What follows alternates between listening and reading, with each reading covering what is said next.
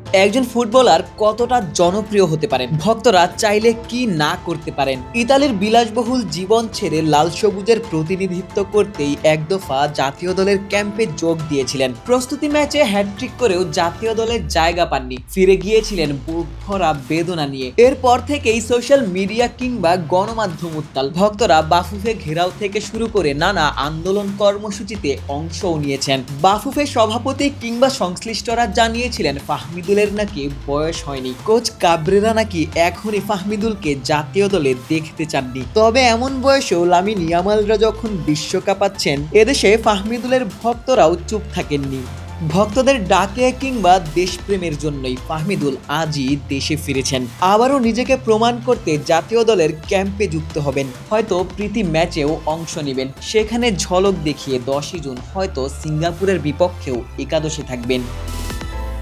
ভক্তদের দাবি ফাহমিদুল অন্যায়ের শিকার হয়েছেন, যে কারণে তারা মাঠে নেমেছিলেন। ফাহমিদুলের জন্য লড়াই করেছিলেন, সে লড়াইয়ে জয় এসেছে। ফাহমিদুল দেশে ফিরেছেন। দেশজুড়ে অগণিত ফাহমিদুল ভক্ত চাইলে বলতেই পারেন remember the name Fahmidul Islam. Hamza শমীদদের সাথে গোটা প্রজন্মের কাছে যে নাম আশা ভরসার নাম।